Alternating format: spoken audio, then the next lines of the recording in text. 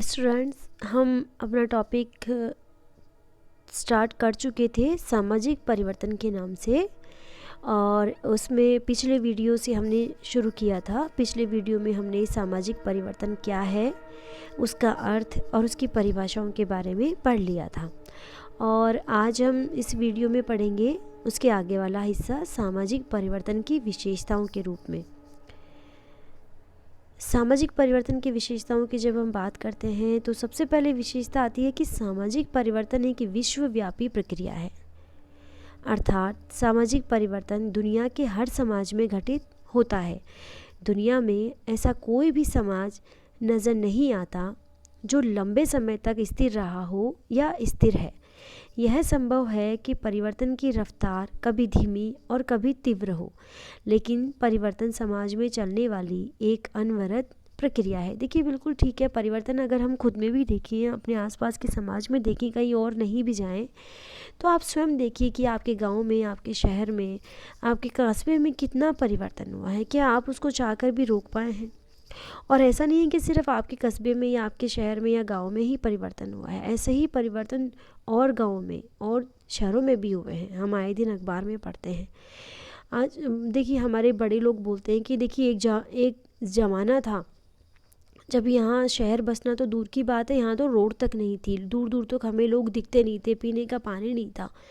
तो देखिए परिवर्तन कितना आया है। ऐसा नहीं है कि हमारे पूर्वज ही हमको ये बात बोलते हैं, नहीं, हर जगह ऐसा है, हर जगह बदलाव आया है। इस जगह को छोड़कर कोई व्यक्ति अन्य जगह से यहाँ पर वहाँ गया है और वहाँ से यहाँ आता है वापस, तो उसे बदलाव निश्चय रूप से दिखता है। और ये बदलाव जो है विश्वव्यापी है, हर जगह है। सामुदायिक परिवर्तन ही वस्तुतः सामाजिक परिवर्तन है। इस कथन का मतलब यह है कि सामाजिक परिवर्तन का नाता किसी विशेष व्यक्ति या समूह के विशेष भाग तक नहीं होता है। वे ही परिवर्तन सामाजिक परिवर्तन कहे जाते हैं जिनका प्रभाव समस्त समाज में अनुभव किया जाता है। देखिए, बिल्कुल सही बात है कि ऐसा नहीं है कि व्यक्तिगत किसी की जीवन में यदि कोई परिवर्तन आया है तो हम उसी को सामाजिक परिवर्तन कह देंगे। किसी भी परिवर्तन को सामाजिक कहलाने के लिए ये एक आवश्यक वस्तु है कि उस चीज़ से, उस परिवर्तन से सिर्फ कोई एक व्यक्ति नहीं, बल्कि समाज का एक बहुत बड़ा हिस्सा जो है प्रभावित हो रहा हो। ठीक है, उसी परिवर्तन को हम सामाजिक परिवर्तन कहेंगे। देखिए, इस चीज़ को आप ऐसे लीजिए कि घूंघट प्रथा हमारे समाज में एकदम जोरों पर है। हिंदू समाज में घूंघट प्रथा का बहुत बड़ा रोल है। ठीक है, ग्रामीण समाजों की यदि बात करें तो वहाँ स्पेशली अभी भी उसका बोलबाला है। तो देखिए, अगर कोई बहू है, एक गांव है जहाँ 80 घर है, 80 घर में से सिर्फ एक घर ऐसा है जहाँ की बहू इसका विरोध कर रही है। बाकी के 79 जो घर है वहाँ इसका किसी तरह का कोई विरोध नहीं किया गया है। वो जो बहू है वो रोज़ विरोध करती है, पर क्या उसके विरोध करने से बाकी के 79 घरों की बहुओं पर असर हुआ या उन 79 घरों में कुछ बदलाव आया, उनकी प्रक्रिया में, उनकी सोच में कुछ बदलाव आया? नहीं आया। तो यानी कि उस अकेली बहू के अपोज करने से या बोलने से पूरे गाँव में कोई परिवर्तन नहीं आया इस चीज़ को लेकर, तो हम उसे सामाजिक परिवर्तन नहीं कहेंगे। ये उसका इंडिविजुअल, उसका व्यक्तिगत परिवर्तन है जो उसने स्वयं में लाया है। लेकिन इसकी जगह अगर वही औरत, वही महिला एक आंदोलन के रूप में, एक नेता के रूप में उभर कर आती है, आगे आकर सब 80 घरों की बहुओं को वो इकट्ठा करती है और एक जो है मुहिम चलाती है कि नहीं, हमें घूंघट नहीं निकालना है, हमें इस चीज़ का अपोज करना है, तो जाहिर सी बात है कि इसका असर पूरे गांव पर पड़ेगा। पूरे गांव में जितने भी घर हैं, जितने बच्चे हैं, बुजुर्ग हैं, जितने निवासी हैं गांव के, सब पर इसका प्रभाव पड़ेगा। तो इस परिवर्तन को हम क्या बोलेंगे? सामाजिक परिवर्तन, है ना। व्यक्तिगत रूप में हुए किसी परिवर्तन को हम सामाजिक परिवर्तन की संज्ञा नहीं देंगे।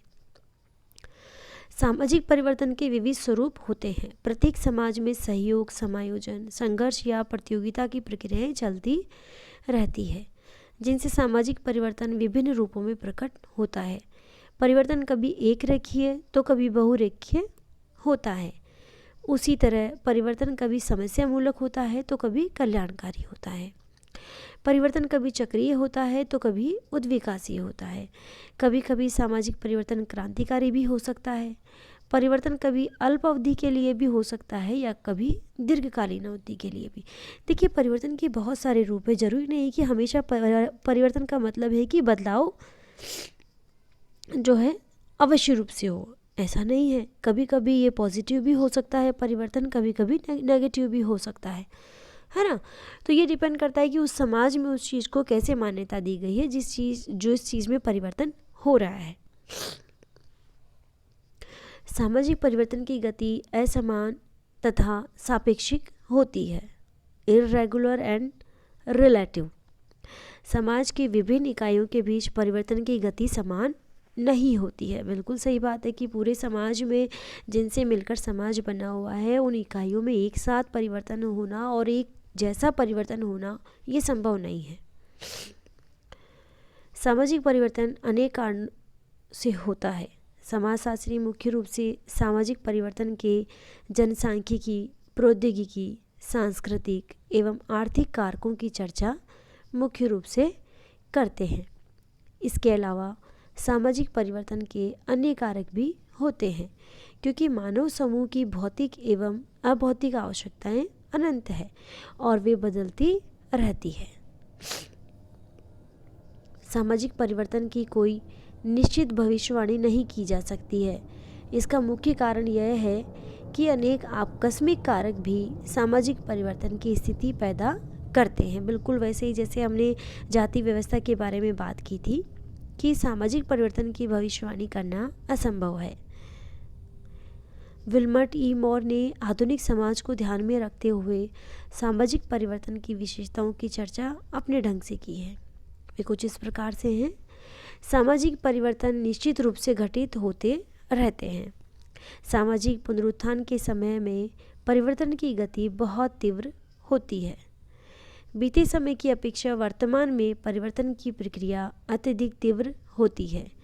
आज परिवर्तनों का अवलोकन हम अधिक स्पष्ट रूप से कर सकते हैं। परिवर्तन का विस्तार सामाजिक जीवन के सभी क्षेत्रों में देख सकते हैं। भौतिक वस्तुओं के क्षेत्र में विचारों एवं संस्थाओं की तुलना में परिवर्तन अधिक तीव्र गति से होता है।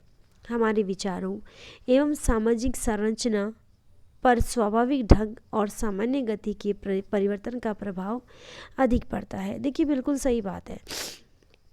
आप इस चीज़ से अंदाज़ा लगाइए कि एक समय था जब खेती के लिए बैलों का यूज़ होता था।